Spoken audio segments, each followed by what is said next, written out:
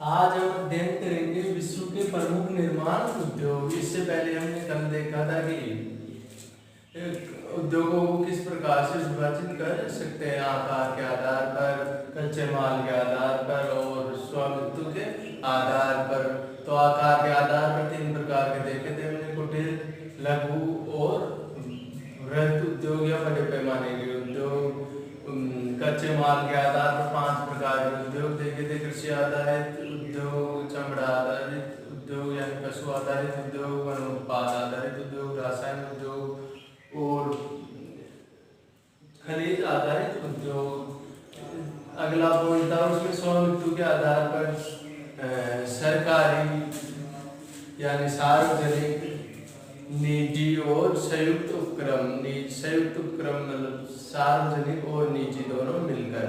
आज विश्व के प्रमुख निर्माण उद्योगों में वैसे उद्योग तो बहुत सारे हैं, पर उनमें से 2 का अध्ययन करेंगे हम, लोहा इस्पात उद्योग और वस्त्र उद्योग। तो पहला है अपना लोहा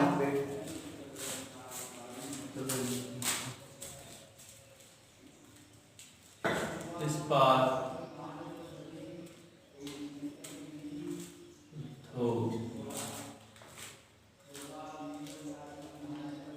लोहा इस्पात उद्योग एक प्राचीनतम उद्योग है और इसमें दिन प्रतिदिन तकनीकी ज्ञान और मशीनरी बढ़ती हुई जा रही है। लोहा इस्पात उद्योगों का आधारभूत उद्योग है, यानी हम किसी भी प्रकार का उद्योग स्थापित करें उसके लिए हमें लोहा इस्पात की आवश्यकता होती है। यानी या तो वहाँ उद्योग में लोहे से मशीनें बनी हुई होती है लोहे की, उनसे हम कार्य करते हैं, या लोहा इस्पात से औजार बने हुए होते हैं उनसे हम कार्य करते हैं। यानी बगैर लोहे के हम किसी भी प्रकार के उद्योग की कल्पना भी नहीं कर सकते, या हम ये कह सकते हैं बगैर लोहे के किसी भी प्रकार का उद्योग कार्य नहीं हो सकता या आधुनिक क्रांति नहीं आ सकती। तो लोहा अयस्क को लोहा इस्पात को उद्योगों का आधारभूत उद्योग बोलते हैं। दूसरा, इसे उद्योगों का धुरी भी बोलते हैं। क्या शब्द बोला? धुरी भी बोला जाता है। उद्योगों का धुरी यानी इसके बगैर उद्योगों का कार्य नहीं हो सकता, उद्योगों का कार्य नहीं चल सकता। अगर लोहे की मशीन उपलब्ध ना हो तो अनेक प्रकार के कार्य नहीं हो सकते। लोहा क्या होता है? कठोर, उसको हम मुलायम भी कर सकते हैं, लोहे को कठोर भी और जंगरोधी भी बना सकते हैं। तो वो हम आगे देखेंगे कैसे बनाते हैं। लोहा है इसका महत्व।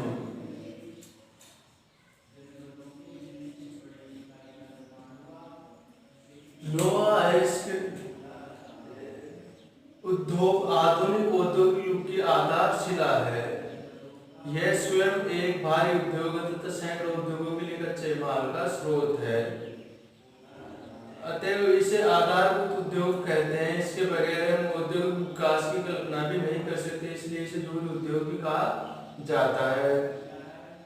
इस उद्योग की 3 विधियां होती है, यानी हम कैसे गलाते हैं, गलनांक कितना करते हैं, तापमान कितना बढ़ाते हैं, उसके बाद शुद्ध लोहा कैसे प्राप्त होता है और जो स्क्रैप वाला लोहा है वो अलग निकल जाता है इससे। लोहा इस्पात यानी हम देखेंगे लोहा अयस्क से इस्पात यानी पक्का लोहा कैसे तैयार करते हैं, है ना, तैयार करते हैं। अयस्क लोहा, अयस्क किसे बोलेंगे हम? जो मिलावटी लोहा होगा हमारे पास यूज में लेने के लिए वह लोहा यूज में लेने के लायक लोहा नहीं होगा, इसलिए उसे क्या बोलेंगे, लोहा अयस्क। और तैयार माल को क्या बोलेंगे, इस्पात या लोहा इस्पात। तो हम देखेंगे कि ये कैसे बनता है। देखो, लोहा अयस्क बनाने की प्रक्रिया का दूसरा चरण इस्पात निर्माण है। कच्चे लोहे से इस्पात बनाने के लिए कच्चे लोहे में उपस्थित अतिरिक्त यानी इसमें मिलावट होती है। जब हम खान से प्राप्त करते हैं लोहा अयस्क, उसमें मिलावट होती है। अतिरिक्त कार्बन, गंधक, फास्फोरस आदि अशुद्धियों को निकाला जाता है और मैग्नीज, निकेल, क्रोमियम, वैनाडियम, निकेल, तांबा आदि और वस्तुएं भी मिलाई जाती है ताकि वांछित प्रकार का इस्पात बनाया जा सके, यानी इच्छा अनुसार इस्पात बनाया जा सके। यानी मुलायम, कठोर, जंग विरोधी, किस प्रकार का लोहा चाहिए, किस वस्तु में यूज ले रहा है अपने को, उस प्रकार से जिस प्रकार का लोहा चाहिए होता है उसी प्रकार की वस्तु उसमें पदार्थ मिलाया जाता है, जिससे वह लोहा उसी प्रकार का आकार लेता है। इस वजह से इसमें जो अशुद्धियां होती है उनको निकाला जाता है, और उनको निकाला जाता है भट्टियों की भट्टी विधि के माध्यम से। तो विश्व में प्रचलित भट्टियों में 3 प्रकार की भट्टियां हैं। बेसिमर विधि जो लगभग 1856 से प्रचलित है। उन्मुक्त भट्टी विधि, इससे लगभग विश्व का 75% लोहा इस्पात तैयार किया जाता है। और विद्युत भट्टी जो अल्प मात्रा में है, यानी नई तकनीक है ये। तो सबसे ज्यादा कौन सी भट्टी से कार्य किया जाता है, उन्मुक्त भट्टी विधि से, यानी इस प्रकार की भट्टी से लोहा इस्पात तैयार किया जाता है। ये लोहा इस्पात संयंत्र जहाँ पर स्थापित किए जाते हैं वह क्षेत्र पहले के समय में 1800 ईस्वी के पास, यानी जहाँ पर जल उपलब्ध होता था उन क्षेत्रों में स्थापित किए जाते थे। जल आंतरिक क्षेत्र के अंदर, जैसे तालाब, नहर आदि। इसके लिए क्या चाहिए, शुद्ध जल चाहिए, लवणीय जल नहीं चाहिए, क्योंकि लवणीय जल की मात्रा होगी तो फिर जो लोहा होगा उसमें जंग अधिक लगेगा। इस वजह से इसमें शुद्ध जल की आवश्यकता अधिक होती है। दूसरा, फिर 1850 से 1950 तक ये उद्योग उन क्षेत्रों में स्थापित किए जाने लगे जहां पर कच्चा माल आसानी से उपलब्ध हो सके। जैसे इसके लिए ये भारी उद्योग है, तो इसके लिए किन किन की आवश्यकता होती है हमें, कोयला, चूना पत्थर, लोहा अयस्क, जल आदि की आवश्यकता होती है। इस वजह से इस प्रकार के उद्योग उन क्षेत्रों में स्थापित किए जाते हैं जहां पर या तो कोयला पास में स्थित हो, या लोहा अयस्क की खाने पास में हो, या चूना पत्थर की खाने पास में हो। इस प्रकार से भारत में कुछ लोहा इस्पात उद्योग संयंत्र स्थापित भी हुए हैं, जैसे शांति जमशेदपुर में जो भारत का प्रथम सफल कारखाना है टाटा एलिमेंट स्टील कंपनी, जो कहाँ पे है, जमशेदपुर में है। तो ये कहाँ पर स्थित है, इन सभी के त्रिकोण के बीच में स्थित है। कोयला, लोहा अयस्क, चूना पत्थर इन सभी के बीच स्थान पर स्थित है, यानी इसमें परिवहन में लाने ले जाने का खर्चा अधिक नहीं होता है। दूसरा, अब आधुनिक समय में क्या किया जाने लगा है, इस प्रकार के उद्योग वहाँ स्थापित किए जाने लगे हैं जहाँ से निर्यात किया जा सके, क्योंकि इस प्रकार के उद्योगों में ज्यादातर क्या किया जाता है, निर्यात किया जाता है लोहा इस्पात तैयार करके। तो इस प्रकार के उद्योग जहाँ पर समुद्री पतन यानी बंदरगाह है उन क्षेत्रों में स्थापित किए जाते हैं। जैसे भारत में देखें हम तो विशाखापट्टनम बंदरगाह के पास विशाखापट्टनम संयंत्र लगाया गया है, भद्रावती लगाया गया कर्नाटक में। तो इस प्रकार के संयंत्र जहाँ पर समुद्र पास में हो या समुद्र तट के पास में हो, तो वहां से परिवहन की लागत क्या होगी, कम होगी, माल ढोने की लागत कम आएगी। और वह कच्चा माल कहाँ से प्राप्त करते हैं, स्क्रैप वाला लोहा, यानी जैसे कोई ट्रैक्टर, ट्रक, मशीन खराब हो चुकी है तो उसके लोहे को वह काम में लेते हैं, उसे गलाया जाता है उस तापमान के माध्यम से। तो हम देखते हैं, देखिए लोहा इस्पात कैसे तैयार किया जाता है इस भट्टी के माध्यम से। यहाँ कच्चा इसका ढेर होता है इस तरह, तो यहाँ पर ये मशीन के माध्यम से इससे यहाँ भेजा जाता है ऊपर। इसमें से लोहा इसके चूना पत्थर मैग्नीज को डाले जाते हैं इसके अंदर। डालने के बाद जो हमें मिलावट करनी है वो भी इसी के अंदर डाल दिया जाएगा। फिर ये नीचे जाएगा भट्टी में, झोंका भट्टी के अंदर जाएगा, यानी भट्टी के अंदर झोंक दिया जाएगा, उसे डाल दिया जाएगा। डालने के बाद इसमें तापमान, उच्च तापमान करेंगे लगभग 1100 के आसपास। तो उससे इसमें से यहाँ से तो क्या निकलेगी, भाप गर्म वायु, और जो इस गर्म यानी खराब माल होगा, मिलावट होगा, धातु मल इधर आ जाएगा इस तरफ, इस नाली के माध्यम से यहाँ पर। और जो शुद्ध इस्पात होगा वो इस तरफ आ जाएगा, प्रगलित लोहा इस तरफ। तो यहाँ पर हमने देखा इस तरफ शुद्ध और इस तरफ अशुद्ध लोहा है अपने पास। तो ऐसे भट्टियों के माध्यम से लोहा इस्पात तैयार किया जाता है। 1 टन लोहा प्राप्त करने के लिए 8 टन कोयला, 4 टन अयस्क, 1 टन चूना पत्थर की आवश्यकता होती है, तब जाके हमें 1 टन इस्पात प्राप्त होता है लोहे का। यानी कोयला खराब होता है, अयस्क और इतना चूना पत्थर 1 टन इस्पात यानी लोहा प्राप्त करने के लिए 8 टन कोयला, 4 टन अयस्क, 1 टन चूना पत्थर, यानी 13 टन प्राकृतिक संसाधन और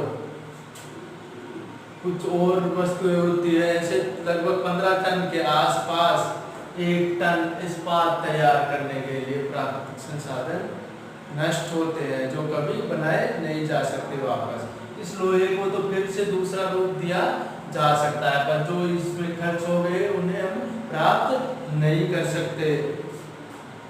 इस प्रकार के उद्योग उन क्षेत्रों में अवस्थित होते हैं अभी भी, क्योंकि परिवहन की लागत अधिक होती है, जहाँ पर कच्चा माल प्राप्त हो सके, सस्ता श्रम मिले, सस्ती भूमि मिले, पूंजी हो लोगों के पास, सरकार की नीतियाँ अच्छी हो। लोहा इस्पात संयंत्र उन्हीं क्षेत्रों में लगाए जाते हैं। कुछ उद्योगों को बंदरगाहों के समीप भी लगाया जाता है वर्तमान में। विश्व के प्रमुख देशों में लोहा इस्पात अलग अलग प्रकार से वितरित है, यानी विश्व के सभी देशों में लोहा इस्पात तैयार नहीं किया जाता। कुछ देशों में अधिक मात्रा में किया जाता है, कुछ में कम मात्रा में किया जाता है, कुछ में नगण्य होता है, यानी उनकी आवश्यकताएं पूरी नहीं हो पाती है। हम विश्व वितरण में देखें, विश्व के मानचित्र में, तो चीन का पहला स्थान है लोहा इस्पात तैयार करने में। लगभग चीन 2013 के आंकड़ों के अनुसार 833 टन लोहा इस्पात का निर्माण करता है, और कोई भी देश 100 टन के आसपास भी नहीं है, और चीन कितने के पास है, 800 के पास।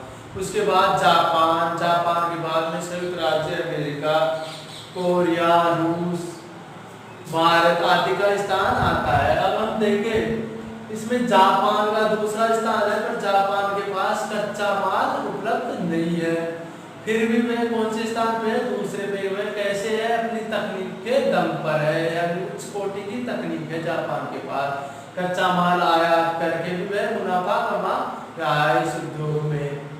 यानी जापान के पास कच्चा माल उपलब्ध नहीं है, वह क्या करता है, आयात करता है और इस्पात तैयार करके निर्यात करता है। तो उसके पास क्या है, सिर्फ तकनीक है, तकनीकी ज्ञान है, मशीनरी है। इस वजह से वह विश्व में दूसरा स्थान रखता है लोहा इस्पात उद्योग में। अब हम देखते हैं विश्व वितरण, यानी लोहे का वितरण किन किन देशों में किस प्रकार से है, और इन्हीं के बीच से इस बार 12th क्लास में मानचित्र में भरवाया गया था कि लोहे के ये क्षेत्र किन क्षेत्रों में स्थित है। 4 क्षेत्र दिए गए थे, तो इन्हें ध्यान से देखिए आप सभी।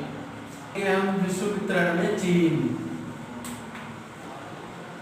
देखो विश्व वितरण में हम देखेंगे पहले चीन का, यानी चीन का लोहा इस्पात निर्माण में पहला स्थान है और चीन में अनुकूल दशाएं उपलब्ध है वहां पर, और कच्चा लोहा यानी कच्चा माल उपलब्ध है। इस वजह से इस उद्योग का वहां पर विस्तार अधिक हुआ है।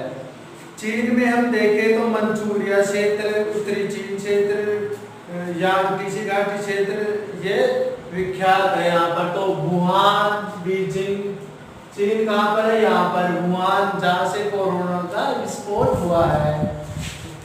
तो वुहान शहर है, बीजिंग है, इन क्षेत्रों में क्या हुआ है? इसका विकास अधिक हुआ है। बीजिंग इस चीन की राजधानी, इसमें इन क्षेत्रों में शंघाई, काओचिंग, कैंटन, कैनमिंग, चुंगजिंग, सिंगताओ आदि प्रमुख है। तो यहाँ किसी का चीन के क्षेत्रों में वुहान इस तरफ है, बीजिंग